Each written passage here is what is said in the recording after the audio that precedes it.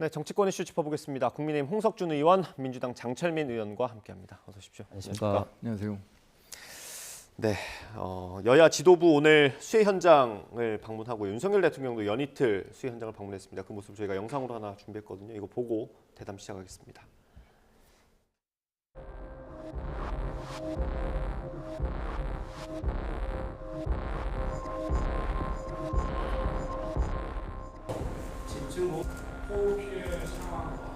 각 기관 모든 부서의 인적 자원을 총동원하십시오. 어디까지 올라와?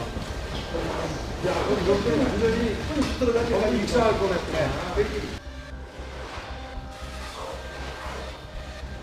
걱정하지 마세요. 저녁 많이 해주세요. 걱정하지 마세요. 그래 보고 오셨어요. 나 이게 내 새끼들인데 그죠? 예, 공들여 몇 새끼들. 사진만 찍으시는 거 사진만 고마움 받으려고 온 게 아니고 우리 의무라고 생각합니다. 그럼 끝이었지 이걸로. 여기 누가 뭘 해줄 거야?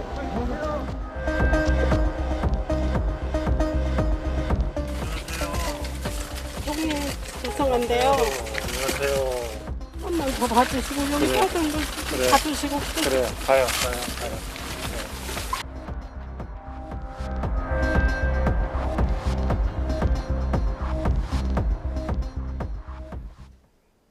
네, 뭐 대통령이 왔을 때 그리고 여당 대표가 왔을 때 국무총리가 왔을 때 이렇게 농민들이 호소하는 건 그만큼 피해가 크다는 거고요. 아무래도 정부의 도움이 많이 필요하다는 얘기겠죠. 오늘 윤석열 대통령이 13개 지역을 특별 재난지역으로 선포했죠. 정부의 대응 설명을 좀 해주시죠.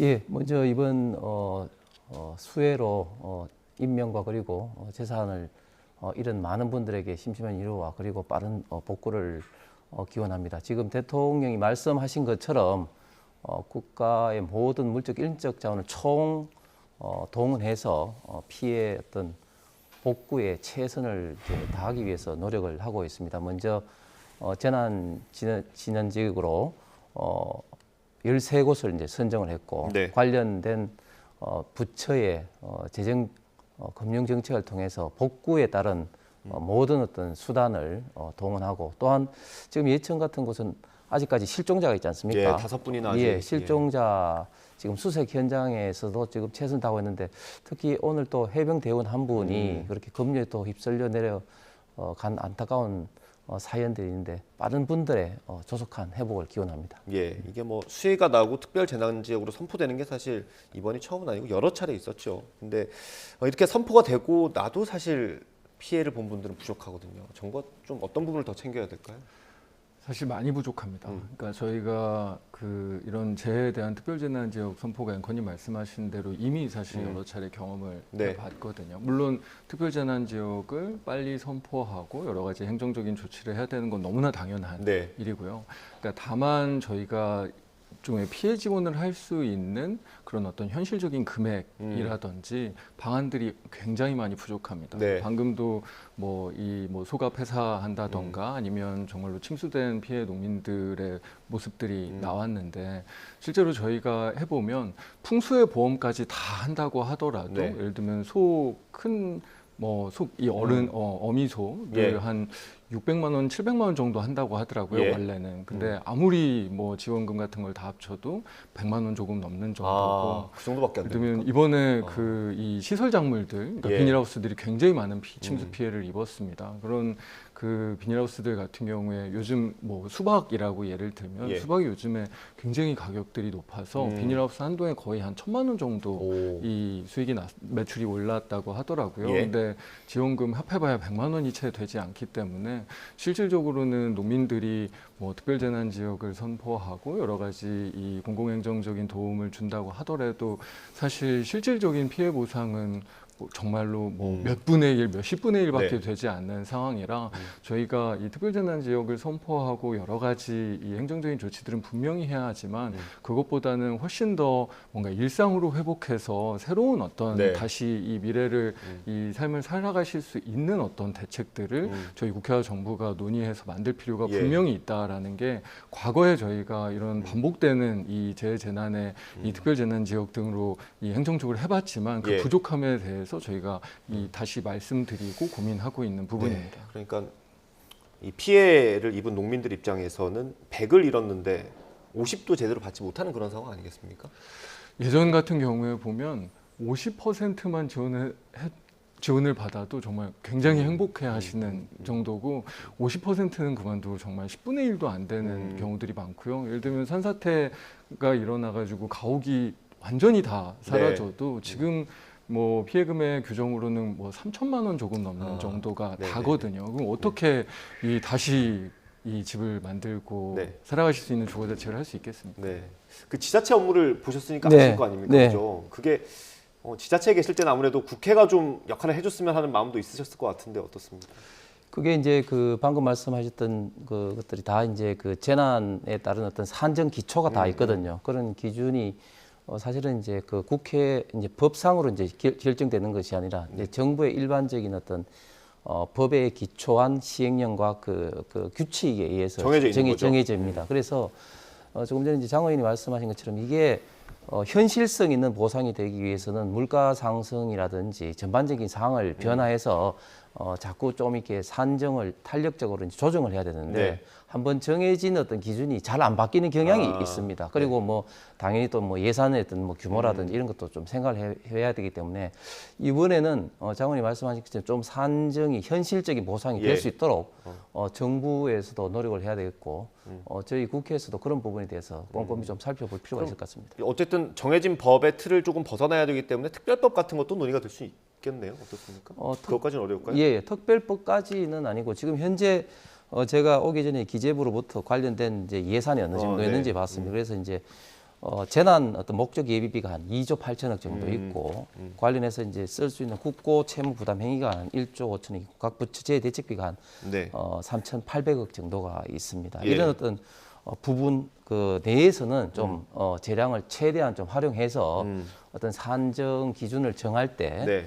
예년의 어떤 그런 어떤 이미 정해진 기준보다는 현실적인 어떤 그런 보상이 될 수 있도록 좀 예. 하면 좀 될 것 같습니다. 사실상 이미 법도 그 지난해 개정이 돼 있는 법도 있습니다. 네. 그러니까 예전 같은 경우에 방금 말씀드린 대로 워낙 적은 이 피해 보전만 이루어졌었기 때문에 최소한 일상 회복이 가능한 수준으로 돼야 예. 된다라고 이 일종의 법률들은 개정이 이미 돼 있거든요. 근데 이 뭐 우리 용석준 의원님도 말씀을 하셨지만 그런 구체적인 금액들을 법에 다 담기는 사실상은 그렇죠. 쉽지는 예. 않습니다. 그래서 시행령이나 뭐 관련된 곳이나 이런 부분들로 특히나 이제 시행령 같은 부분에서 정부가 기준들을 이 정말 세밀하게 세워 나가야 되는데 그런 부분들이 지금 부족하다. 그러니까 재원은 뭐 말씀하신 대로 저희가 원래 예비비라고 하는 게 네. 실제로 이런 재해 재난들은 미리 저희가 예상할 수 없기 때문에 많을 때는 사실 국가 예산의 거의 1% 가깝게 이 예비비로 잡아놓거든요. 네. 그래서 올해 같은 경우에도 뭐 이 재원 자체가 부족하면 뭐 그건 또 다른 이야기겠지만 지금은 사실은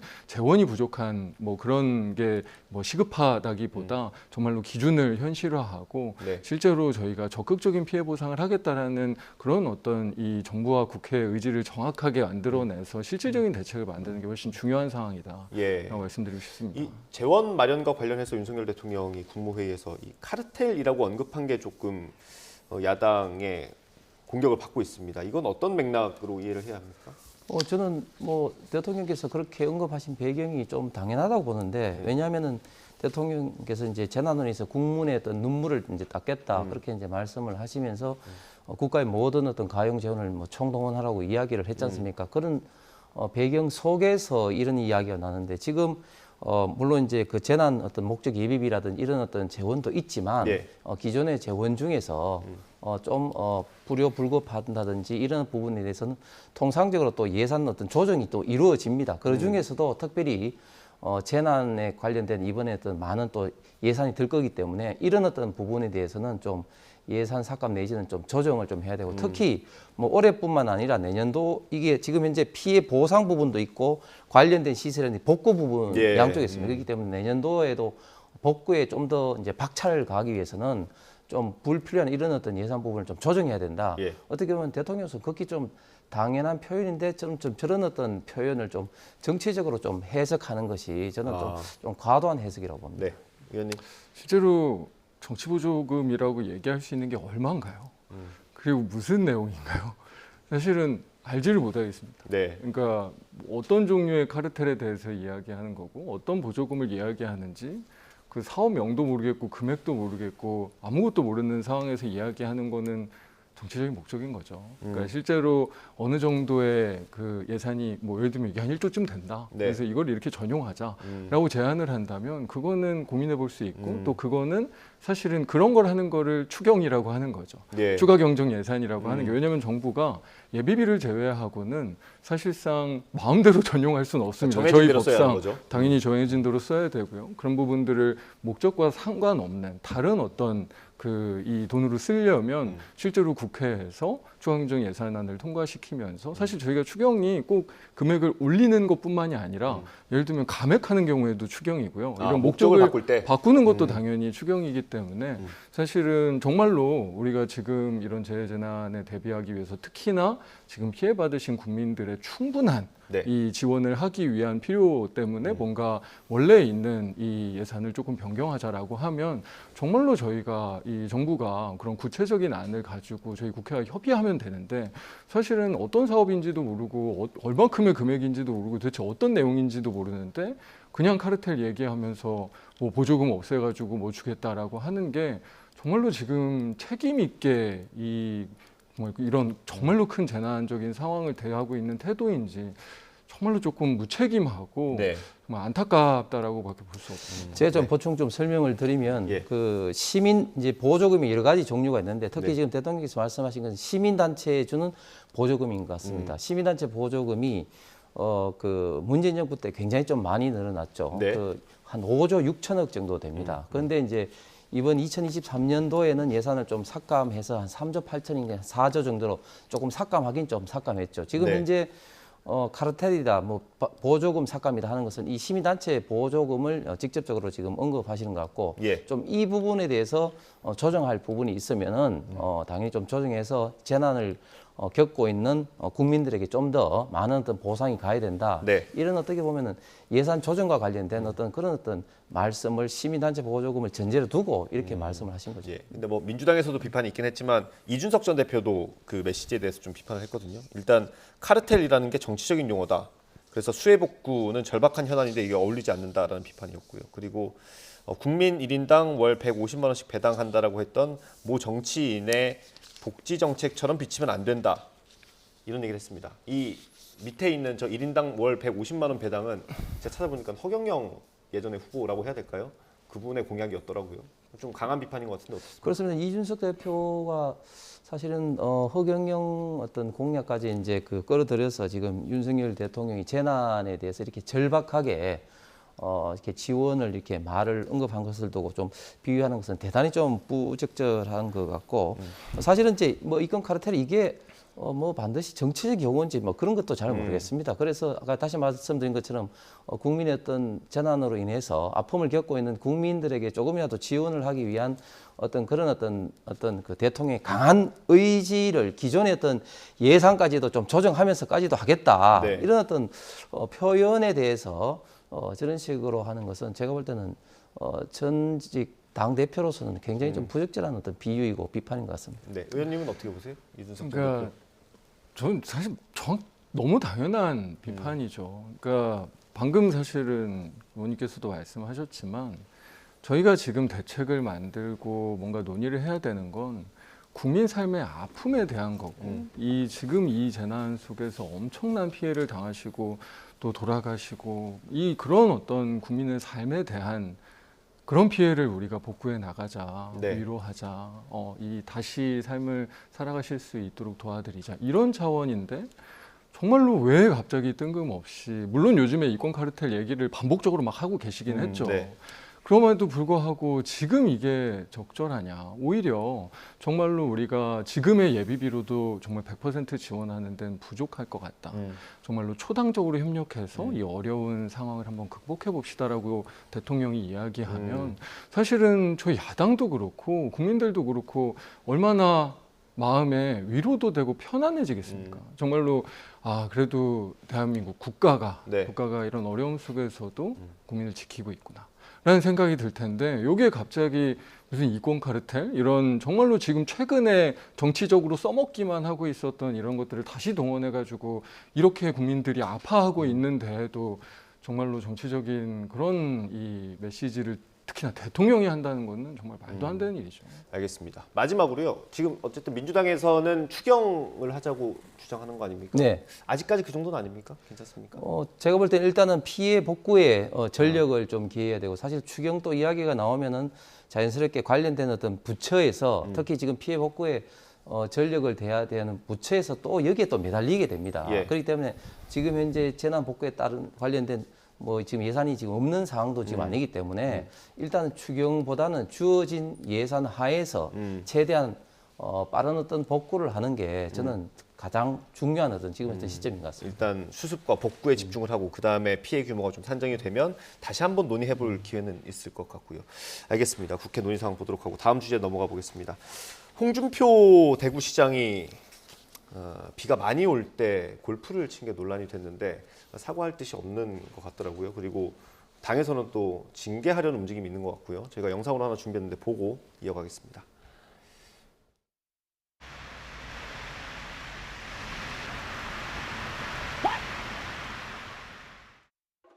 이것이 당시에 부상 보호자가 1000명이 넘었던 걸로 파악이 되는데 이미 안 됐다고 주장을 하셨잖아요.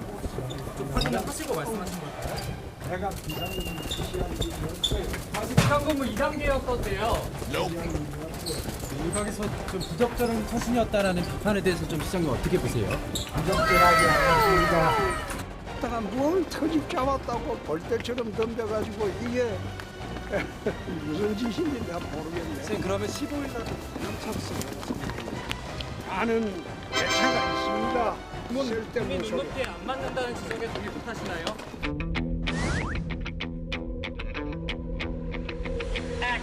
기자들 여러분들이나 눈높이 맞게 좀 질문하세요.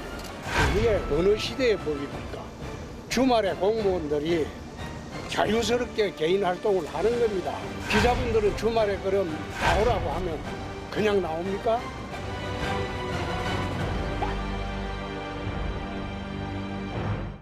기록적인 폭우로 인명피해 소식에 국민 모두가 무거운 마음입니다. 이런 때일수록 언행에 각별한 주의가 필요합니다. 부적절한 언행으로 무리를 빚는 일이 없도록 해주실 것을 당부드립니다. 정작 국민의 대표로서 국가적 재난 상황이 국민을 위해 헌신해야 할 공직자가 그 책무를 다하지 못하면 물론 사회적 지탄의 대상이 되고 나서도 반성할 줄 모르는 적반하장 행태를 보여 기자들 여러분들이나 네, 이게 일단 윤리위원장이 직권으로 이거를 올린 거죠. 그러니까 징계를 해달라는 어떤 요구가 없었는데 직권으로 어제 이제 직권 개시 여부를 내일 20일 날 네. 이제 결정을 하겠다고 발표를 했죠. 그러니까 우리가 그 윤리위를 여러 번 공부하지 않았습니까? 내일 이제 논의를 한다라고 하면 일단 징계는 불가피해지는 거죠. 그렇습니다. 예. 어느 정도 수위를 예상할 수 있겠습니까? 글쎄 뭐 지금은 뭐 예단할 수는 없을 것 같고 뭐 일부에서는 홍문종 전 의원 뭐 사례를 들어서 뭐 제명할 수도 있다 뭐 이렇게까지 이야기를 하는데 결국은 또 진상조사도 지금 현재 하고 있는 과정이고 그래서 진상조사와 또 이제 윤리위에서 징계 결정을 하게 되면 당사자 홍준표 시장의 또 소명 기회도 있으니까 뭐 소명이라든지 그런 어떤 과정을 거치면서 윤리위의 어떤 징계 수위가 결정될 것 같습니다. 네, 뭐 곤혹스러우시겠지만 개인적으로는 지금까지 과정 어떻게 보셨어요? 그래서 제가 지금 현재 뭐 처음에는 사실은 어떻게 보면 좀 뭐 그냥 이게 지나가려고 뭐 했는 상황인데 방금 이제 화면에 나온 것처럼 언론 기자들과의 어떤 과정에서 사실은 좀 해명이 어떻게 보면 굉장히 더 좀 여러 가지 상황을 좀 악화시키지 않았나 그런 좀 생각이 좀 듭니다. 예, 어떻게 보셨어요? 저희가 요즘에 공감 능력과 책임이라는 단어를 되게 자주 언급하고 예. 듣게 되긴 하는데요. 그러니까 뭐 홍준표 시장 얘기하는 것처럼 저게 무슨 뭐 법에 정해져 있는 일은 당연히 아니죠. 물론 국민정서법이라고 얘기하는 뭔가 국민 감정의 영역일 수도 분명히 있기는 하고요. 하지만 홍준표 시장이 보여준 태도가 정말로 책임감 있는 태도이냐에 네. 대해서는 사실 전혀 그렇지는 않죠. 네. 저희가 사실은 국회의원들은 어떻게 보면 행정 권한을 갖고 있지는 않아서 예. 직접적인 법적 책임들은 있지는 않지만 이런 종류의 모든 사안에 대해서 우리가 부족했구나. 사실 우리가 지난번에 대책을 만들거나 뭐 예산 사업들을 만들거나 할 때 조금 더 뭘 잘했으면 이런 일이 없었을 텐데 이런 안타까움과 죄송함과 그런 걸 항상 갖고 있는 게 사실은 선출직 공직자들의 너무나 당연한 네. 태도인 거잖아요. 근데 뭐 주말이면 괜찮다. 네. 이게 정말로 이 공직자 선출직 공직자 도저히 가질 수 있는 자세냐 예. 이거에 대해서는 정말로 부끄럽고요. 네. 이 부분에 대해서는 뭐 국민의힘에서 어떻게 뭐 조치를 하고 안 하고를 떠나서 네. 사실 저는 국민의힘의 모든 지금 공직자 윤석열 정부의 모든 공직자들도 한 번쯤 이 홍준표 시장의 이 사례를 보면서 한 번쯤 반성 좀 했으면 좋겠습니다. 네. 뭐 징계는 불가피하다라고 보시는 거죠? 징계는 사실은 또 다른 영역이죠. 징계는 좀 정치적인 맥락이 분명하게 존재하고 네. 지난번에 이준석 전 대표도 그랬지만 뭐 다른 어떤 최고위원들 관련돼서 한 징계권들도 이런 이제 언행과 관련된 부분에 대한 이 뭔가 이 용산과 네. 이 국힘 지도부의 정치적인 의도를 가지고 이루어지는 맥락이 있어서 이렇게 국민들께서 공직자의 태도에 대해서 평가하는 영역과는 또 달리 사실은 국민의힘과 그리고 또 이 여당과 이 대통령실과의 관계 속에서 결정되는 영역 아닙니까? 네. 그래서 그런 부분들은 사실은 저도 그냥 관전하는 입장이고, 예. 근데 충분히 뭐 징계를 통해서 홍준표 시장하고 지금 이미 감정적인 골이 깊어질 네. 대로 깊어졌으니까요. 저는 사실은 지금의 태도 문제 때문에 징계하는 게 아니고 홍 시장과 이 국민의힘 지도부 네. 용산과의 관계 때문에 이 징계를 하지 않을까라는 생각을 예. 합니다. 말씀하신 대로 그런 정치적인 배경까지 있기 때문에 홍준표 시장에 대한 당의 조치에 관심이 쏠리고 있습니다. 내일 윤리위가 있다고 하고요. 내일 이제 수위가 결정되는 건 아니고 징계를 논의할지 말지 결정하는 겁니다. 내일 결과를 보면 될 것 같고 마지막으로 민주당 얘기를 좀 해보겠습니다. 어제 의원총회 결과를 이거를 어떻게 해석을 해야 되는 겁니까, 의원님? 이게 정당한 영장의 경우에는 불체포 특권을 내려놓기로 한다라는 건데 이게 정당한 영장이 과연 뭐냐 이거에 대한 어떤 논란이 좀 있는 것 같습니다. 뭐 이 정당한이라는 어휘를 집어 넣으면서 사실은 네. 당내에서도 네. 이 약간의 토론이 있었던 걸로 저도 알고는 있습니다. 근데 생각해 보시면 저희가 좀 그런 토론이 있었다는 것 자체가 저희가 질문을 던지고 싶기도 해요. 부당한 영장 청구에 대한 정말 저희가 느끼기에는 이 지금의 이제 검찰 권력의 행태와 특히나 저희 당이나 아니면 문재인 정부 인사들 전직 인사들에 대한 굉장히 과도한 이 검찰 권력의 남용들이 분명히 존재한다. 굉장히 부당한 이 압수수색과 여러 가지 사항들이 있다라고 사실 느끼고 있습니다. 그래서 그런 부분들에 대한 국민들께서 좀 인식해 주시고 저희도 그런 부분들을 토론해 나가고 할 영역은 분명히 있다고 생각합니다. 근데 물론 이제 이후에 또 이런 상황이 발생했을 때 아마 제가 느끼기로는 부당하지만 하겠습니다. 라고 할 개연성이 굉장히 많다라고 생각은 합니다. 하지만 저희가 그런 이게 정당하냐, 정당하지 않냐, 아니면 지금 검찰 권력이 얼마나 자의적인 권력 행사와 그리고 정말로 이 일방적인 어떤 그 정치적인 목적을 가지고 움직이냐 이런 이야기들을 하기 위해서 저희가 이 상황마다의 정당성에 대한 논박도 분명히 있어야 된다. 네. 하지만 제 생각엔 결론적으로는 제 예측으로는 부당하지만 우리의 사법 시스템에 대한 존중과 이런 부분들을 해나가자라고 모아지는 그런 어떤 계기로 평가해 주시고 봐주시는 게 맞지 않나. 당에서는 다 이제 불체포 특권을 내려놓는다는 거에 방점이 있다고 하는데 네. 언론에서 보기에는 정당한이라는 거에 방점이 있는 걸로 보거든요. 어떻습니까? 예, 국민의 어떤 그 비판과 혁신위의 어떤 제안 그리고 또 저희 당은 일찍부터 그 이런 불체포 특권을 내려놓는다고 이제 서약을 하셨죠? 서약을 이제 다 했고 이런 것 때문에 사실은 밀려서 결국 민주당이 면피성으로 불체포 특권 한다는 조금 과도하게 말하면 어떤 쇼를 한다 그런 어떤 생각이 듭니다. 예. 지금까지 그러면 이재명 대표라든지 노웅래 그리고 지금 이제 여러 어떤 의원들에 대한 윤관석, 이성만 의원이 그게 다 그러면은 부당한 어떤 그 영장 청구인지 모르겠습니다. 앞으로도 이런 어떤 그 돈봉투 사건에 관련된 의원이라든지 앞으로 또 이제 뭐 이재명 대표 같은 경우는 뭐 쌍방울이라든지 또 지금 뭐 백현동이라든지 지금 줄줄이 지금 현재 검찰에서 조사하고 있는 사안에 대해서 계속 이제 영장 청구가 날아올 건데 그런 거를 다 그러면 부당한 청구로 볼 것인지 무엇이 정당한 어떤 청구인지 사실 판단하기 굉장히 어렵죠. 예. 그리고 또 발표하는 형식도 보면은 당론 채택으로 해서 공식적인 어떤 그런 것이 아니라 대변인 성명으로 이제 발표를 이제 했는데 그 대변인 성명에서 이제 국민 눈높이에 맞는다 뭐 이렇게 하는데 과연 어떤 것이 이제 국민 눈높이에 맞는 것인지 그런 것이 무엇이 정당한 어떤 영장 청구인지 이런 거 보면은 결국은 이제 민주당에서는 이런 불체포 특권을 포기할 생각이 지금 전혀 없다 뭐 좀 그런 어떤 생각이 많이 듭니다. 예, 알겠습니다. 어떻든 혁신위가 내놓은 1호 혁신안은 해석의 여지는 없는 거였는데 민주당 원내 의원들이 내린 결론은 약간 해석의 여지는 있는 것 같습니다. 오늘 말씀 여기까지 듣겠습니다. 국민의힘 홍석준 의원, 민주당 장철민 의원과 함께했습니다. 감사합니다. 수고하셨습니다. 감사합니다.